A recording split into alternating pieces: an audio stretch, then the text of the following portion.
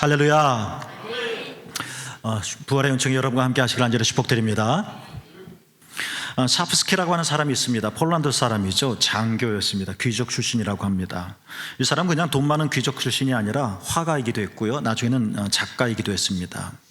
소련, 독일이 이렇게 폴란드를 공격했었을 때 이 양측 나라와 싸우는 도중 속에서 그만 차프스키는 세계 2차 대전 때 소련의 포로가 되고 말았습니다. 그래서 그라초베츠라고 하는 포로 수용소에, 소련 수용소에 보내졌죠. 혹독했습니다. 기온이 자그마치 영하 45도였습니다. 우리는 상상할 수 없는 추위였었죠.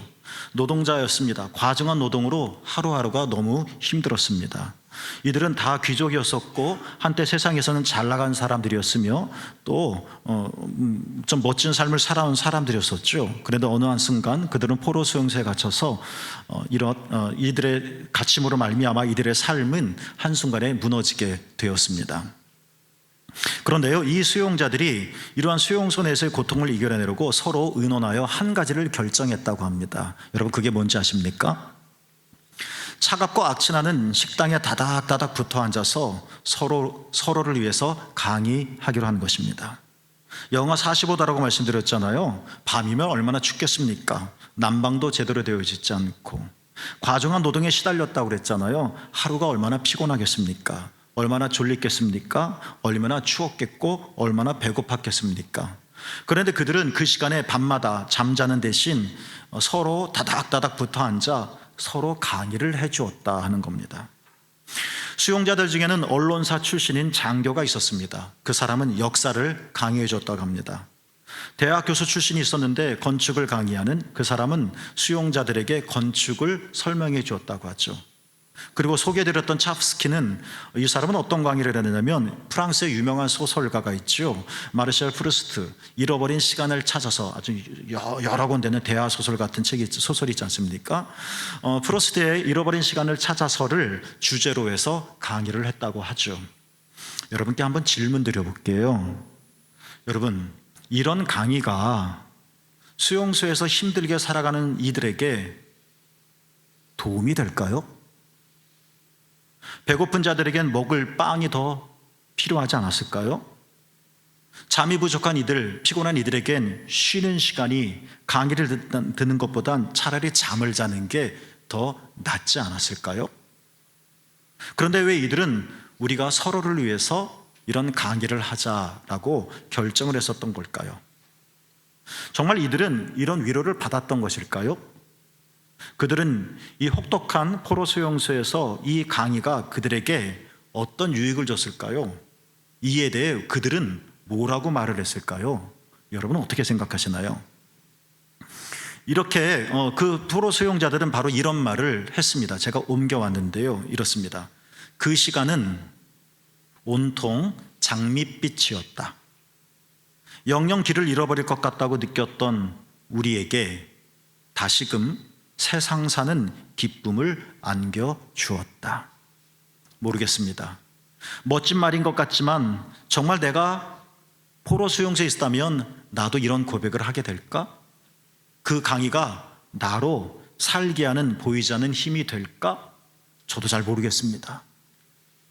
어찌됐든 모든 수용소들이 강의를 주고 들은 것은 아니었었지만 이들이 이러한 결정을 한 데에는 극한 추위, 배고픔, 그리고 언제 죽을지도 모르는 불안 속에 있지만, 그러나 인간은 밥만 먹고 일만 하는 소나 말이 아니라는 사실, 지금은 배고프고 지금은 졸립고 지금은 추위에 떨지만 우리 이런 강의를 통해서라도 나는 인간이다, 나는 짐승이 아니다, 그러니까 인간의 존엄성을 잃지 않으려고 하는 몸부림이지 않을까 싶습니다. 이것이 인간인가라는 나치 포로 수용소에서의 체험을 썼던 프리모 레비도 바로 그러한 이야기를 합니다. 어떤 사람은 극도의 한견 속에서 모든 인생을 풀어 좌절하고 죽음으로 몰아가는 사람들도 있지만 또 이런 사람들도 있네요. 인간이란 무엇인가라는 책을 보면 언제 풀려날지도 모르고 이 수용소에서 죽겠거니라는 그 사람들이 면도기도 없지만 깨진 작은 유리 조각을 주어서 면도를 합니다. 면도를 해요. 그게 그들이 포로 수용소에서 살아가는데 어떤 힘이 된다고. 힘이 하나도 없고 뼈만 바싹 말라있는 몸이지만 그들은 신끈을 묶고 똑바로 걸으려고 애를 씁니다. 그게 포로 수용소에서의 해방을 당길 수 있는 것일까? 그런데도 그들은 그렇게 살아갑니다. 말하자면 인간에게는 먹고 마시고 일하는 것 외에도, 이것도 소중한 일이지만 인간에게는 더 고결한 가치가 있다는 말일 것이고, 그들은 포로 수용소에서 이런 것들을 추구함으로 이 어려움들을 이겨나갈 수 있었던 것입니다.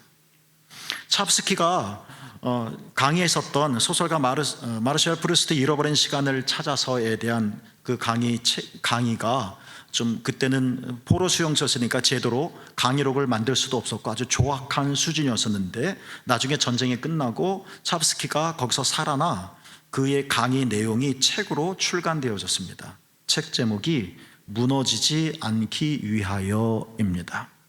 그렇습니다. 그들은 무너지지 않으려고 그 일을 한 겁니다.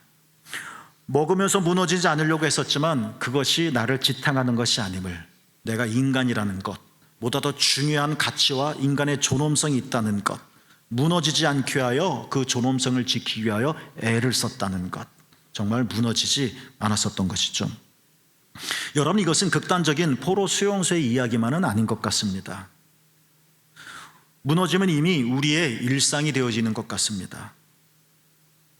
첫 목회할 때 어느 날 갑자기 소식이 들려왔습니다. 성수대교가 무너졌다고. 저희 아버지가 성수대교를 막 통과하고 나서 무너졌다고 합니다. 진짜 깜짝 놀랐습니다. 대나천지 우리나라에도 이런 일이 일어나는가? 삼풍백화점이 무너졌답니다. 지금도 무너지고 있습니다. 우리는 그런 뉴스를 접하며 충격을 먹습니다. 얼마나 많은 사람들이 다치고 잃고 죽었을까? 그런데 무너짐은 그런 것만 있는 것이 아니더라고요.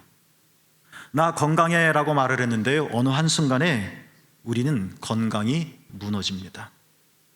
한 사건으로 평생 쌓은 삶의 치적이 부서지기도 합니다. 여러분, 그렇지 않나요? 나와 아무 상관없는 전쟁인데 그 전쟁이, 중동의 전쟁이 지금 우리의 일상의 경제를 무너뜨리고 있지 않습니까? 아무것도 아닌 일인데 내면과 신앙이 와르르 무너지고 산산조각 부서집니다. 우리는 포로 수용소에 있질 않았지만 또 다른 수용소에 있어서 어떻게든지 버텨보려고, 무너지지 않으려고 애를 쓰는데 바들바들 떨리게만 합니다. 또 다른 포로 수용소겠죠. 여러분, 그라초페츠 포로 수용소에서 짭스키와 몇몇 사람들이 이런 식으로 무너지지 않기 위해서 행동을 했는데, 우리는 무너지지 않기 위하여 무엇을 해야 하고 또 무엇을 할 수 있겠습니까? 성경 얘기를 한번 돌아가 보겠습니다. 예수께서는 제자들에게 수없이 말씀하셨습니다. 나는 붙잡힐 것이고 나는 십자가에서 죽을 것이며 그리고 더 이상 너희와 함께 없을 것이다. 한마디 한마디가 제자들의 가슴을 찔렀습니다. 어느 것 하나도 실제가 되어지면 제자들은 정말 힘듭니다. 그런 일이 일어나지 않기를 기도했을 겁니다. 그러나 예수님의 말씀은 그대로 이루어졌고, 또 예수님께서 죽으심으로 말미암아 이제 제자들에게 고난이 닥쳐올 것입니다. 이 고난은 제자들이 이길 수가 없는 고난입니다. 그러니까 고난이라고 말을 하겠죠. 고난으로 말미암아, 박해로 말미암아 제자들의 삶은 무너지게 되어질 것입니다. 그들의 믿음도 부서질 것이고 그들의 삶도 다윗이 위기 속에 침을 흘렸듯이 그렇게 되어질 것입니다. 그럼 제자들은 또한 질문합니다. 어떻게 헤쳐나갈 수 있을까? 예수님은 다 알고 계셨습니다. 너희들이 이렇게 되겠지? 그래서 예수님께서는 그런 제자들을 기억하며 한량없이 축복하며 길게 설교를 하십니다. 그게 요한복음 14장, 15장, 16장 한 편의 설교입니다. 그리고 이 설교를 마치면서 그 설교의 결론인 것처럼 예수님께서 이런 말씀으로 매듭을 지으십니다. 함께 읽어볼까요? 함께 읽습니다. 시작. 이것을 너희에게 이르는 것은 너희로 내 안에서 평안을 누리게 하려 함이라. 세상에서는 너희가 환난을 당하나 담대하라. 내가 세상을 이기었노라. 아멘. 제자들의 처할 상황은 이 단어의 표현 그대로 옮기면 환난입니다. 우리도 예측했으니 제자들도 충분히 알 겁니다. 그런데 예수님의 말씀이 넌센스처럼 여겨집니다. 평화라는 말씀을 하십니다. 그리고 담대하라, 용기를 내라는 격려도 하십니다. 환난과 평화가 양립할 수 있는 단어일까? 환난 속에서 용기를 낸다는 것은 좋은 일이지만 이게 내게도 가능한 일일까? 예수님께서 말씀하십니다. 얘야, 내가 세상을 이겼다 라고 말이죠. 내가 세상을 이겼다라는 말씀 속에서, 그리고 요한복음 13장, 14장, 15장, 16장 한 편의 설교 속에서 우리는 알 수 있습니다. 이 절에서 처음으로 언급하신 단어, 이것을 너에게 이르는 것은, 이것이 뭘까요? 네, 14장, 15장, 16장입니다. 이 설교를 너한테 한 이유는 환난을 당할 것이다. 그러나 평화를 누릴 것이다. 내가 세상을 이겼다. 그러니 용기를 내자. 이것이 뭘까 줄이면? 요한복음 읽어보신 분들, 요한복음 14장, 15장, 16장 읽어보신 분들 아시겠지만 우리는 압니다. 오늘 부활절이기도 하겠지만 이것을 부활절날 단어로 바꾸면 이것을 이름은 뭡니까? 예수님의 부활을 가리키는 겁니다. 예수님이 죽으셨다가 아니라 예수님께서 살아나셨다. 예수님께서 떠나셨다가 아니라 영원토록 너와 함께함이라. 이것을 통하여 나는 세상을 이겼고, 그러니 너희는 용기를 갖고, 너희는 환난을 당하지만 너희는 평안을 누리게 되어질 것이다. 오늘 본문입니다. 안식 후 첫날이었습니다. 이른 새벽이었죠. 막달라 마리아가 예수님의 시신에 향유를 바르려고 예수님의 무덤을 향하여 갑니다. 그녀의 발걸음이 어땠을까요? 사랑하는 만큼 아픔이 크다고 하죠. 우리는 막달라 마리아가 예수님을 위해서 향유를 부었던 사건을 알고 있습니다.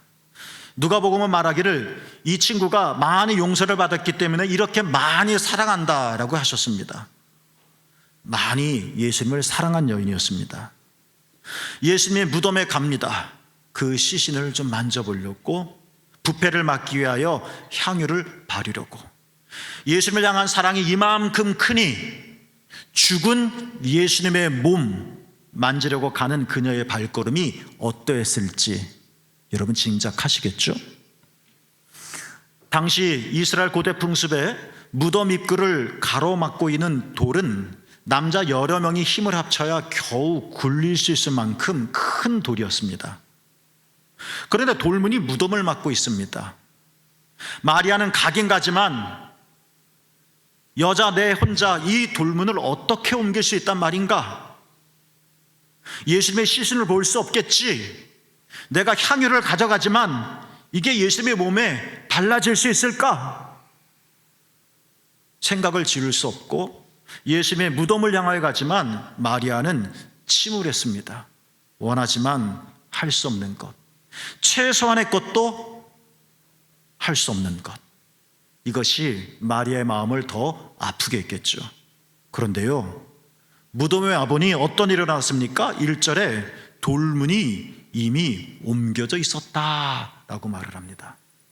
그렇지만 마리아는 돌문이 옮겨져 있는 것을 보고도 생각하기를 누군가 예수님의 시신을 훔쳐간 거구나 하고 더 깜짝 놀랍니다. 오늘 본문을 보면 마리아가 나오고 시몬 베드로가 나오고 예수님께서 사랑하신 제자, 다른 제자라고 했는데 요한을 가리키는 겁니다. 3명이 나와요. 그런데 이 본문 인물들이 하나같이 공통된 행동을 보이는데요, 그게 뭐냐면요, 달렸다는 겁니다.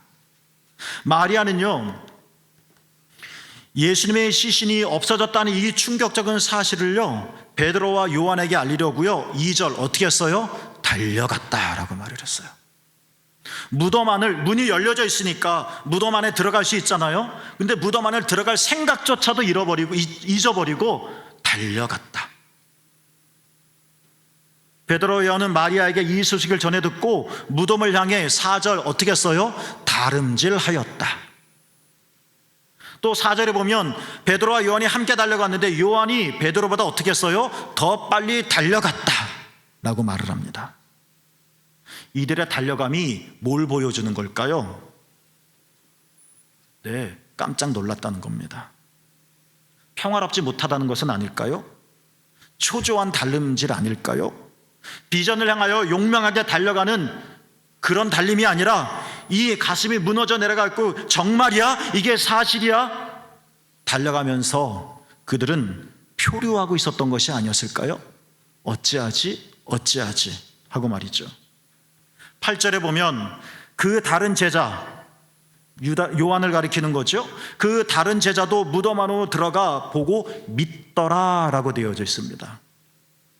그런데 이 믿더라는 말은, 더러는 어떤 학자들은 요한이 예수 그리스도의 부활을 믿었다라는 거로 해석하는데, 대부분의 학자들이나 저도 마찬가지인데 9절 그들이 예수의 부활을 알아차리지 못했다 하는 진술을 비추어 보면 8절 요한이 들어가 보고 믿었다라는 이 믿었다라는 말은 예수의 부활을 믿었다는 것이 아니라 예수님의 시신이 사라졌어요 라는 마리아의 말이 사실이었음을 믿었다라는 그런 의미일 확률이 많습니다.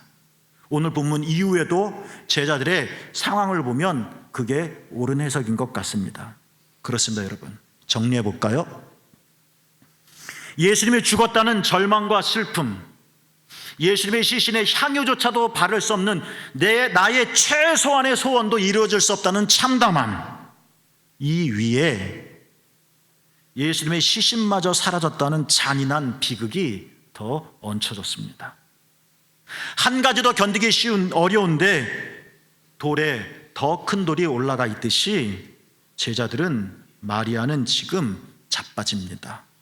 그래서 10절 보면 무덤을 향하여 달려갔던 자들이 결국 이런 거구나 하고 10절에 어떻게 했습니까? 자기들이 있던 곳으로 다시 돌아갔더라 라고 오늘 본문을 마감하죠.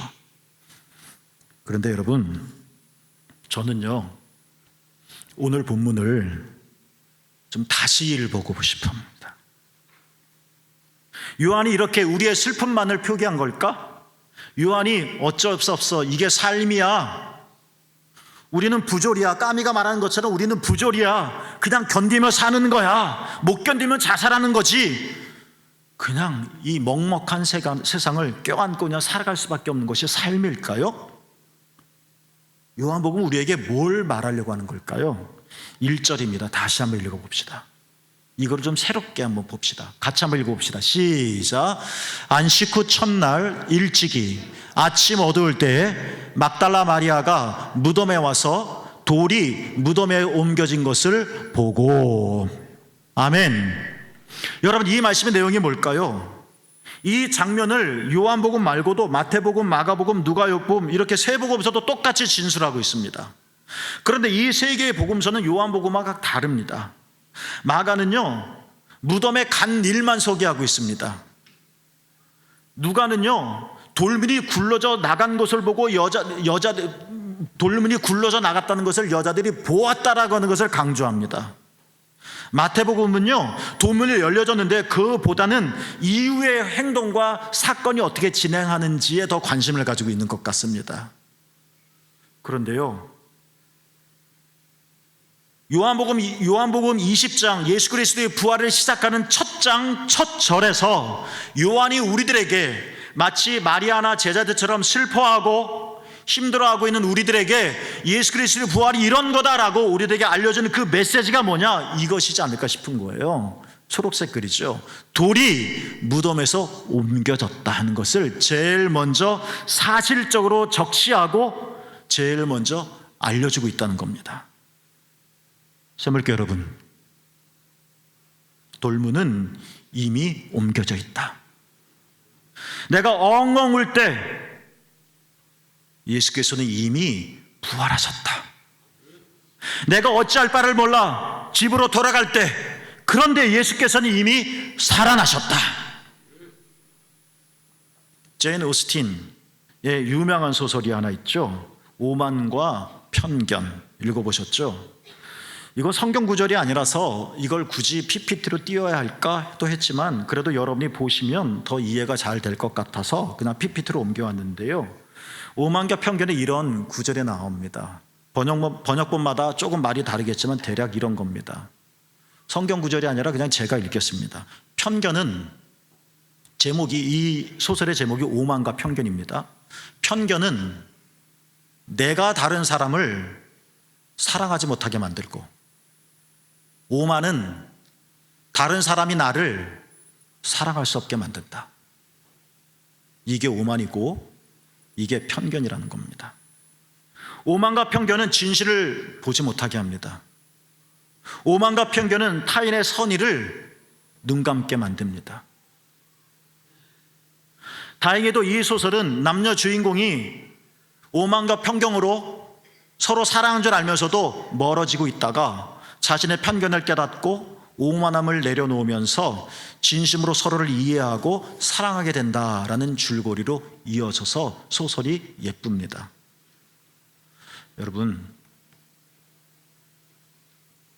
여러분도 그러시게 느끼실 수도 있겠죠? 과학을 신봉하는 현대인들에게 죽은 자의 부활은 기괴한 이야기일 뿐이라고. 그게 말이 되냐고. 이건 그냥 종교 얘기겠지. 이게 가능하냐고. 이게 과학적으로 증명될 수 있는 거냐고. 이게 누구나 원한다면 실증될 수 있는 실험에 가능한 거냐고. 말도 안 되는 거겠죠. 그러나 2000년 전부터 지금까지, 앞으로도 계속 그럴 텐데요, 부활은요 논증이 아니라, 좀 어려운 단어지만 부활은요 논증하려고 하는 것이 아니라요, 그거는요 경험의 사건이다라고 말씀드리고 싶습니다. 아니, 그러면 거짓말이라는 건가요? 사실은 안 그런데 그냥 너 믿어 라는 그런 이야기란 말인가요? 아닙니다. 그런 뜻이 아닙니다. 예를 들어 볼까요? 기후학자들은 바람이 어디서 불어오며 어디로 가는지 밝혀냅니다.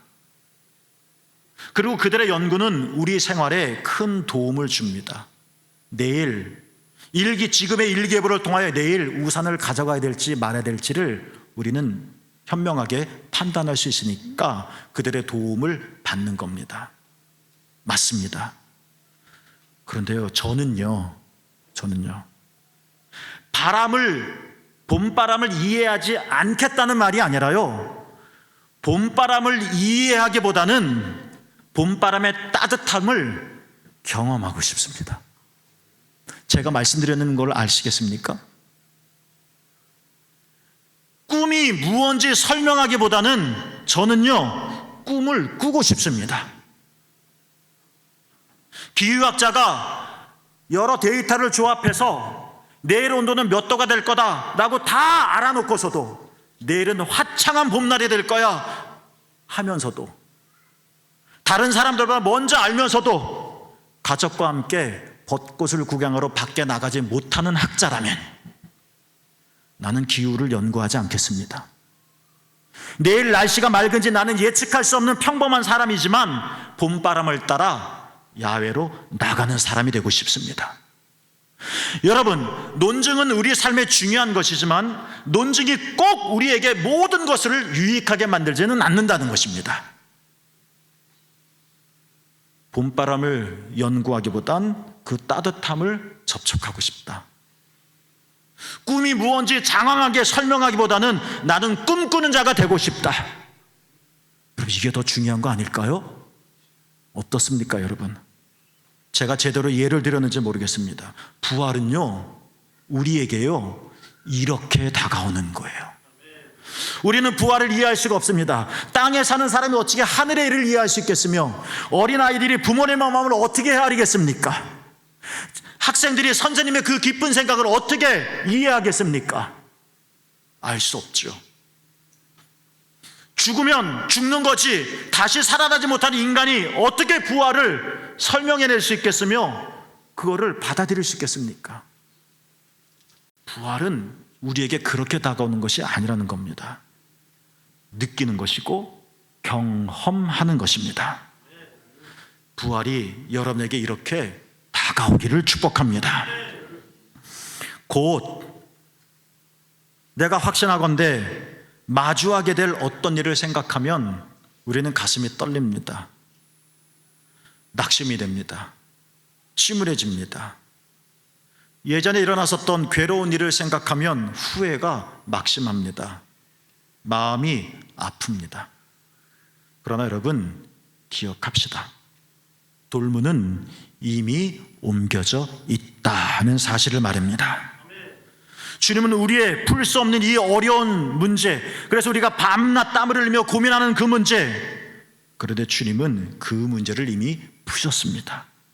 마리아는 돌문을 어떻게 옮길 것인가 해결하신 숙제로 삐끄덕거렸는데 주님은 이미 그 문제를 해결해 놓으셨다. 설교 서두에 드렸던 찹스키의 책 무너지지 않기 위하여를 기억하시겠죠?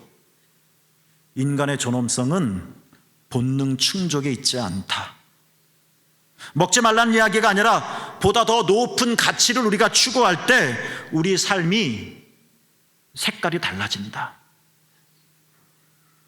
우리 신앙의 언어로 말하면 우리는 땅을 살지만, 땅을 떠나설 수 없지만 그래도 가끔이라도 하늘을 바라볼 때, 우리는 일상적인 삶을 살아가지만 그래도 신앙의 길에 들어설 때, 여러분 우리는 무너지지 않는다.